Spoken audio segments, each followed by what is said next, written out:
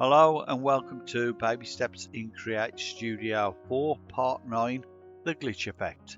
I'm Tony at Tony's Tutorials and we're on version 4.0.7 of Create Studio 4. First of all, we could either go to the new projects or the start from scratch. Click on it with the left mouse button and we're in the canvas area and there's the timeline. Right, and if we go over to the left side, the very top, you'll see the media folder, right? So that's the first icon, right? So click on that, and if you wanted to get some media down, you can either use Vecteezy, Pexels, Pixabay, Cover, Giphy, and svgapi.com. Any one of those, you can bring stuff down, right? You've got videos and images from the first three, and the last three GIFs, images and SVGs basically. So you can use them for that. Any assets you want to get off there, you can get them off fairly reasonable for free. Vecteezy has a limit on how many you can do in a day, so be careful of that. Right, I've got some on global already, so I'm going to click on the global section, and I'm going to grab all of this video here and drag it onto the canvas area. I could have dragged it onto the timeline too, but it doesn't matter. All you need to do is left click, hold and drag it onto the canvas and then release the left mouse button. Right, okay, let's just play this so you can see what it looks like. Okay, and you can see they're enjoying themselves, having a kind of picnic, enjoying the sun and listening to music. Okay, that's what it is. Right, so let's go back to the beginning. Oh, sorry, it's playing up a bit. Tom tried to stop it, it keeps going. Right, okay, so now we want to put a glitch on this. So what we do is go back to the icons. So we go 1, 2, 3, 4, 5. The fifth icon down is the effects and components tab. Looks like a four-sided star with two little stars to the left of it. Right, so left click on it with the mouse button, and the first one that comes up, the first thumbnail that comes up is glitch. Click on that and hold with the left mouse button and drag it either onto the canvas or onto the timeline, and it will come up with the settings for the glitch. Let's just play it first just to see what the glitch looks like. Right, and as you can see, it's quite intense. Yeah, okay, let's just stop that and let's go back to the beginning. Right, so now as you can see, the settings have disappeared, but the effect is on the element at the moment.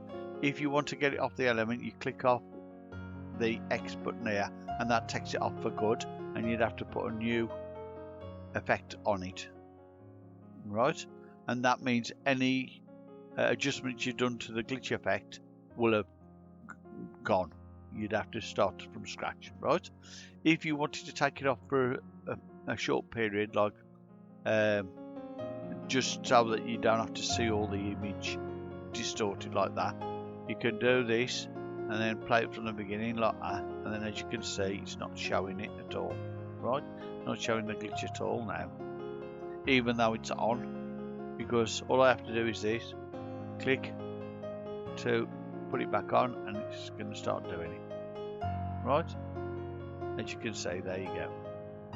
Right, so it is working, but that's just a toggle to toggle it on and off. This one deletes the glitch effect from that element. Right, as well as that, if you want to click anywhere here between the glitch and before you get to that toggle, it will come up with the settings. Right, so you can adjust the settings accordingly. With the frequency, I wouldn't go too high, because it helps to, if you put 100 or over, maybe even 75, sometimes it will crash your Create Studio 4 because it's too much for it. Right, so be careful of that, because I've just done it on 75 and it crashed.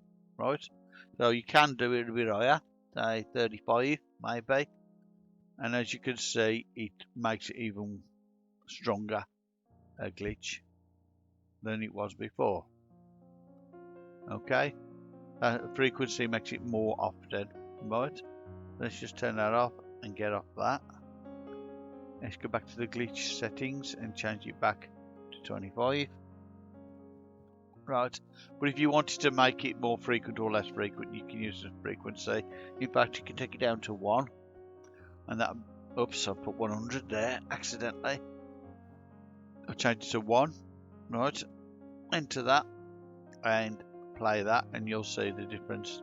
It's not anywhere near as bad at all with the glitching, it's just a little bit glitchy, right? Okay, it's barely anything really on 1, right? So you can adjust different things as well besides that, but that's the one that affects it the most, is the frequency, right? Let's put it back on 25. You have got other things like the lines, so the more lines it's got, obviously the more intense it'll be with respect to that. So if I put 40 lines on there and play that and see if you can tell the difference.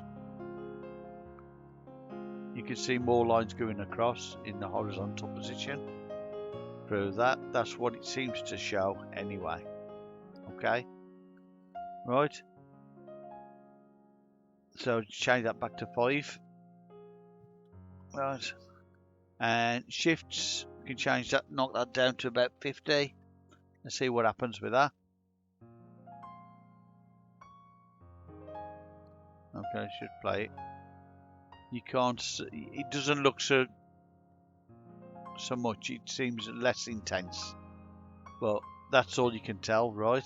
You can't really tell very well with some of these subtle differences, you say, right? So you got the shift strength, you can knock that down to 50 and try that again with that, because obviously that's the shift and the shift strength, so it should affect both particular things there. That might be different. Can you see the difference? Yeah, it's more subtle now. You can see that it's not anywhere near as much, but it still looks pretty good on that respect, right? So you can do other things like get rid of the RGB rotation. The RGB rotation is the red, green and blue color on the actual glitch. If you get rid of that, put these back to what there was originally, so that we know what we're doing, right? So you can see the difference in a minute between having the RGB on and RGB off, right? Let's just show you that. Alright, so without the RGB rotation on, it's not having any colour in the actual glitch, it's just having straight the normal colours that are on the actual video glitching, right? That's the difference. And if I put the RGB back on and play it again, you'll see the difference. Did you see that straight away there? The colours mingling and changing around, yeah? In fact, I can stop it somewhere and just drag it slowly from there back there, like that. For example, that's the RGB rotation. As you can see, the reds and the green are splitting and the blues at the bottom here and there in places where it splits up the colours. Okay, that's what the RGB rotation does. Okay, I've done that. I've just shrunk that there. We can put it back, no problem. Okay, let's go back onto the effects and click on the glitch. Change. That's okay. That's what it was warning. Right. So as you can see, there's a lot of different things there. Scatter plots. Knock that down to 1. See what that does. See if there's any difference with that. Let's see what that shows. Yeah, it doesn't move up and down so much. Still moving up and down, but not anywhere near as much as it was before. Right. And scatter strength is obviously the same as that. So if we knock that down to about 5, let's try that and see how that looks.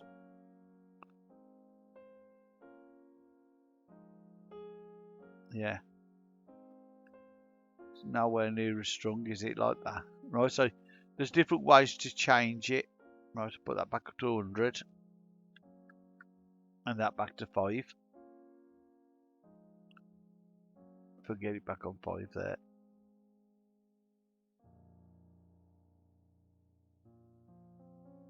I just click on it and change it to 5. It's hard to do that sliding thing. But as you can see, anything with arrows, you can slide it across using your mouse to swing across to the right and swing across to the left to make it less. Right? But I prefer to type in and press enter because it's easier to me. Right, so as well as that, besides all those different selections, you can also have the glitches just an in and or out animation. So at the moment it's all over, right?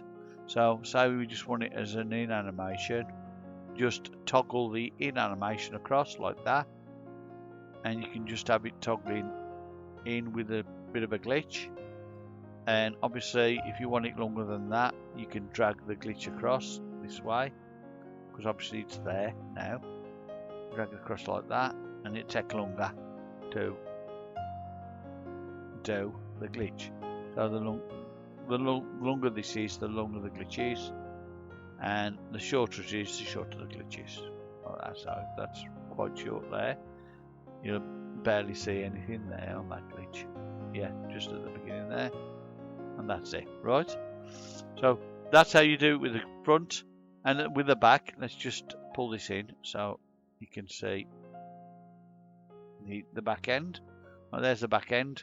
So if we go glitch and put out animation, it will go on the out animation just the same, and you can stretch that along for as long as you need to by left clicking on the end where the little line is going, the vertical line is, or back and stuff like that. So it's basically the same as the beginning one.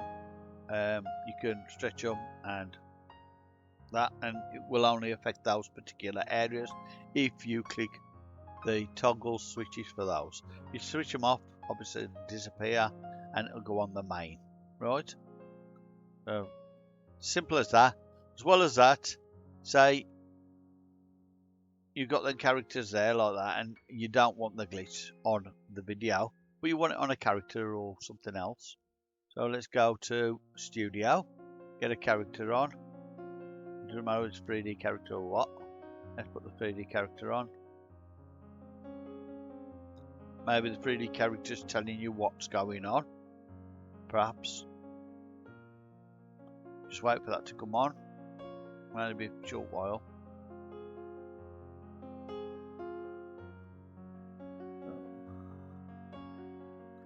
Takes a bit of time for it to load, I'm afraid, but once it's loaded, I'll show you. You can put the glitch effect on the character, which I'm going to bring over this side. This is telling the story about what's going on, maybe, for example. I'm just going to drag that along like that. Now we want the effect just on that character. All you need to do is just drag it onto that character. As you can see, when I've dragged it onto the character, it just encapsulated that character. If it encapsulated the whole video, you could have gone to there. So let me do that again from here and start again from the beginning. Glitch. Right, I've grabbed it onto the glitch, and what I'm going to do is going to put it on here instead. So as soon as it gets on the one that you want, you just drop it in. So it's on that. It ain't gone on actually. So let's just go onto the glitch effect again. Just drag it in onto the one that is supposed to go on, and there it is. Right, so it's on the character, not on the video. As you can see, it's not on the video, but it's on the character. Yeah, so you can use the glitch effect for different things. It doesn't have to be on everything. As you can see, the character is glitching out, but the video is not. That could be useful for, say, if somebody's warping in or something, say doing something like off Star Trek where they energize into a new place. So you could use that for that sort of effect. Okay, you can also use this effect for objects, like let's go on here. Let's try icons. Right there, there's an icon. Let's put that on. Let's put it here actually, so it's in front of them. Right, so here. So now what I'm going to do is get the effect and drag it on onto that particular item. Actually, I'll put it there, but you can't see it on there in a minute. So let's have a look. As you can see, that's affected just that particular icon. Right? Now, say you was doing that, you could do that if you wanted to. Right? I don't see the point of doing that, but you know, you might want to glitch it in. So use it in animation on it. It glitches in and then